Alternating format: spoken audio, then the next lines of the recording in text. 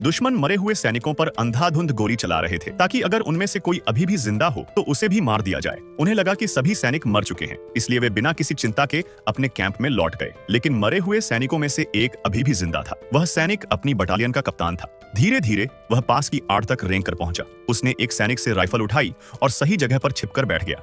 फिर उसने दुश्मनों पर निशाना साधा। जैसे ही वह गोली चलाने वाला था, किसी ने पीछे से उसे आवाज दी। दरअसल एक और सैनिक भी जिंदा था। उसने कप्तान से कहा कि गोली मत चलाओ, लेकिन कप्तान गुस्से में था और उसने गोली चला दी।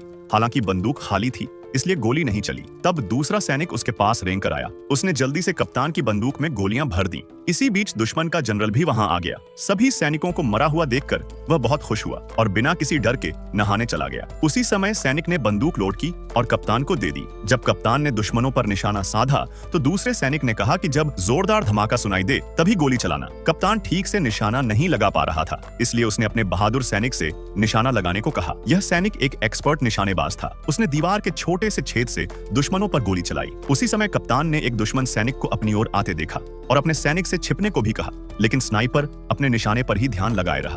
उस छोटे से छेद से एक ही गोली में उसने जनरल को खत्म कर दिया।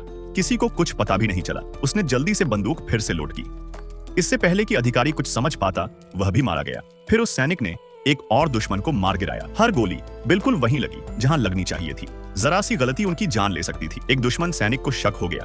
वह बम फेंकने ही वाला था, लेकिन उससे पहले ही उसे गोली मार दी गई।